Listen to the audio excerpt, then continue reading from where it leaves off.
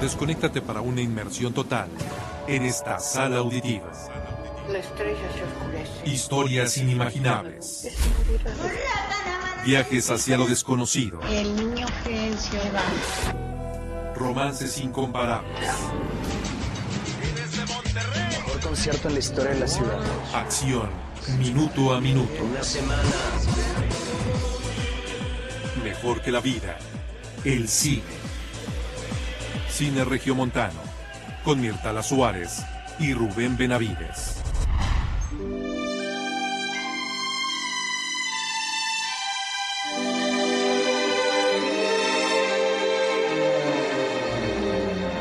Hola, ¿qué tal? Es un gusto nuevamente estar con ustedes en Cine Regiomontano, un programa que es parte de la barra de programas de cine más bello que la vida, el cine. Y bueno, estamos aquí con nosotros, está Rubén Benavides, como siempre. ¿Qué tal, Rubén? ¿Cómo estás? Hola, buenas tardes, gracias por acompañarnos a este programa. Y bueno, antes de continuar, les voy a dar nuestros teléfonos en cabina, que son el 2020-2515, 01800-263-2515. Nuestro correo electrónico es elcineregio@gmail.com y www.elcineregio.blogspot.com.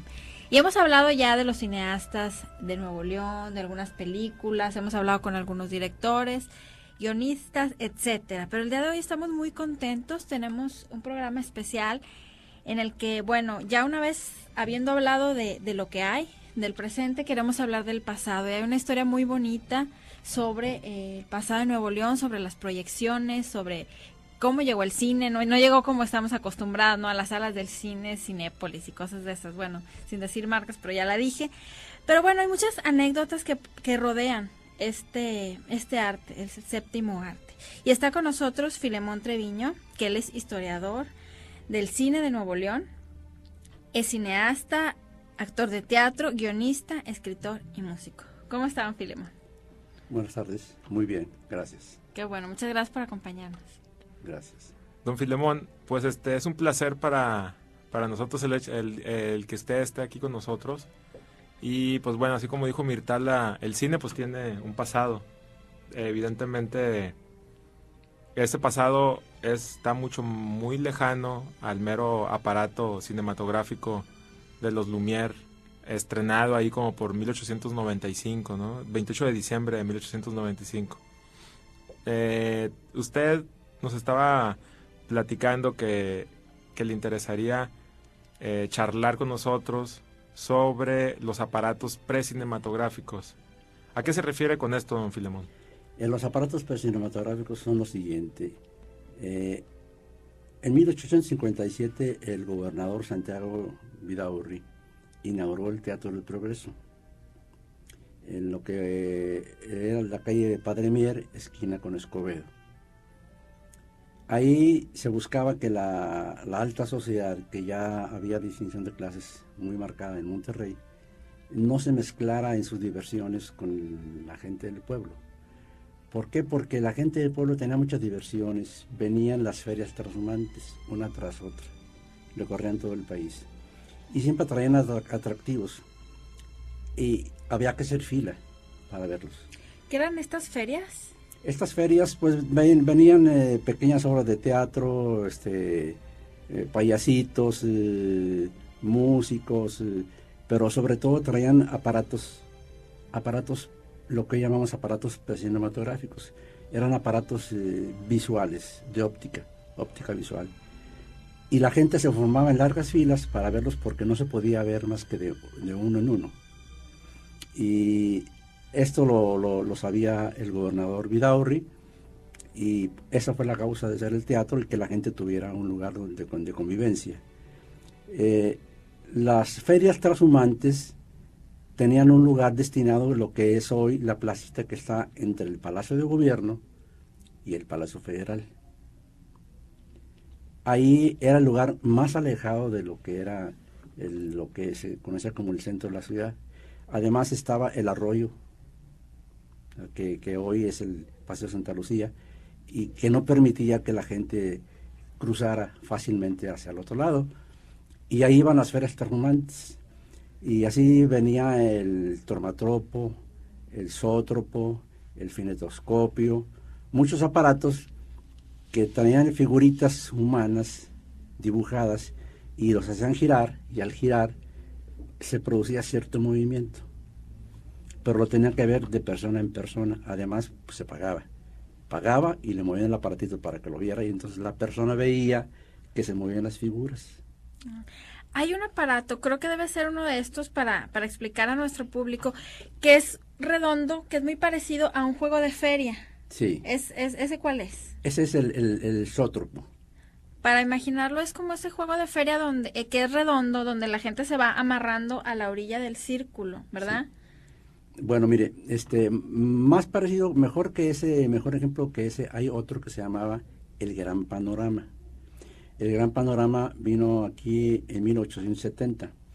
Era un aparato parecido a este, pero gigantesco. El aparato cinematográfico más grande que jamás haya habido. Era un aparato, una rueda gigantesca, pintada en su pantalla circular, estaba pintado un mural. Y ese mural giraba. Y sobre ese mural proyectaban fotos fijas. Entonces el mural tenía cerros, tenía bosques y tenía caseríos, y las figuras humanas que proyectaban sobre él parecía que viajaban hacia el bosque, hacia el caserío o por los caminos, y ese era el Gran Panorama. Ese estuvo aquí en Monterrey. Y en su momento tenían un éxito terrible, supongo. Sí, no había otra cosa, la gente no conocía no conocía otra cosa más que eso. Además, recordemos que en aquel entonces la cultura era ver estatuas inmóviles de piedra. Sí, claro, o en su defecto el teatro, sí, que sería lo más cercano lo a la más cercano. representación. Entonces la gente quería ver movimiento. Sí. El movimiento despertaba curiosidad y le cobraban a la gente por la curiosidad. He ahí el éxito de las ferias trashumantes. Y venían aparatos uno tras otro. ¿Como que otros aparatos? Bueno, hubo varios, el zótropo, el finetoscopio, pero el aparato que causó más revuelo es el que está más cercano a lo que ya sería el cine, la linterna mágica. Sí. La linterna mágica era una caja, ¿no? Y sobre vidrios pintaban figuras y luego las proyectaban con luz, la luz de una lámpara, de una vela, sobre una sábana blanca, y eso era, la gente veía una figura en la pared. Se dice que la linterna mágica fue inventada, bueno, la linterna mágica agarró un auge como por ahí del 1600, en Europa. En Europa, por un jesuita, ahorita no recuerdo su nombre, de este jesuita, pero se puso muy de moda en Europa. Platón cuenta que él en un lugar de peregrinación donde él fue de joven, él vio una linterna mágica. Ya la había en Egipto. Sí, pues sí, en Egipto ya la había, ya existía. Y en Alejandría también lo hubo. Sí. Es un invento que cualquiera lo puede hacer. Aquí lo hizo una persona que desconocía que existía la linterna mágica, lo hizo en 1967 en Montemorelos. Luego les platico de él. Sí, la linterna mágica, lo importante de todos estos mecanismos de los que usted nos está hablando, digo, Platón vio una linterna mágica y de ahí sacó su teoría o el mito de la caverna, que tiene que ver con la imagen también, sí, que es precisamente esto, cómo un mecanismo o una máquina puede generar una imagen y que eso le sigue pareciendo al ser humano fantástico, ¿no? Se asombra, nos seguimos asombrando. Ahora las imágenes las tenemos en nuestras casas o en las salas cinematográficas. Sin embargo, es esa necesidad tan fuerte de la imagen, esto que usted nos está diciendo aquí de las ferias, pues bueno, ellos hacían su agosto, ¿no? Con este tipo de inventos que traían. Y bueno, yo creo que sí sería un poco bueno tratar de generar un poco más de visualidad hacia estos aparatos, es decir, que la gente se trate de imaginar cómo eran, que igual los pueden buscar en internet y ahí aparecen muchos ejemplos de este tipo de maquinarias, pero por ejemplo el kinetoscopio, no sé si mira, si usted... vamos a dar por el principio. Las sombras chinescas. Las sombras chinescas, sí, les había pensado también. Las sombras chinescas, En Java, los aborígenes de Java ya practicaban rituales con sombras chinescas. Sí. Se llaman chinescas porque los chinos descubrieron un viaje a Java, lo descubrieron y ellos perfeccionaron ese arte. O sea, hacer figuras con las manos. Sí, sí, sí, claro. Y proyectarlas sobre una pared blanca o sobre una sábana blanca y contar historias. Claro, porque esa es otra de las cuestiones importantes que se me ha olvidado matizar. Que por un lado está la imagen y por el otro lado está la historia, que no solamente es una imagen nada más porque sí, sino la importancia de contar una historia. Sí, porque tenemos también aparte tenemos las sombras francesas. ¿Y esas cómo son? Por ejemplo, imaginemos, pintaban sobre un cartón una carreta Okay. tirada por los caballos y con las personas ahí sentadas en negro. Y luego movían Claro. ese cartón, lo iban moviendo y estaban contando una historia. Sí, Y la gente, al estar contando la historia lentamente, el narrador, sí. y ver la carreta que se iba moviendo, relacionaba e imaginaba lo que sucedía. Y no era más que un dibujo que se estaba moviendo lentamente. Deslizaban la carreta sin ningún otro movimiento, sí, ¿verdad? Sí. Que es el principio del cine, don Filemón, porque finalmente el cine el cine nada más nos pone un pedacito de una imagen y un pedacito de una historia, y en nuestra cabeza estamos haciendo toda la historia. Sí. Uno la está construyendo, el espectador. Si no estuviera el espectador, no hay nada. Sí. Es una ilusión. Es lo que trataban de que la gente imaginara. Sí. Y la gente salía feliz porque cada quien imaginaba la historia que le habían contado a su forma. Claro. Entonces, esa es lo más cercano que hay, es la imaginación de las personas.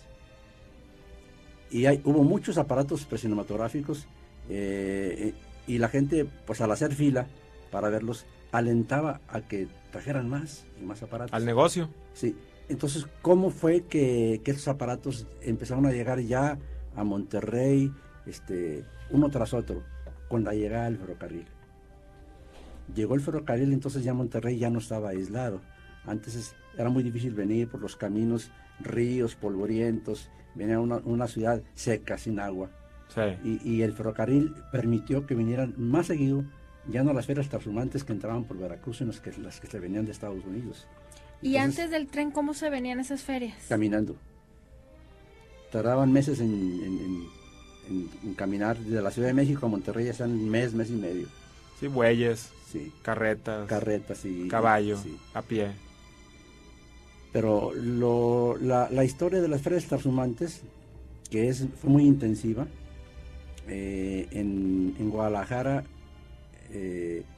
pasó prácticamente a la historia, porque Thomas Alva Edison presentó en Guadalajara su aparato de cine. Fue antes que lo Lumière. Sí, un poco antes. Un poco antes. Nada más que este aparato de Thomas Alva Edison tenía un grave defecto. Era demasiado pesado, lo tenían que mover varias personas. Exhibía solamente en un punto X, y no era comercial. Vamos a un corte que tenemos que hacer en este momento y vamos a quedarnos con ese aparato de Alva Edison que era un poco complicado. Y bueno, pues regresamos a Cine Regio. Vamos a una pausa.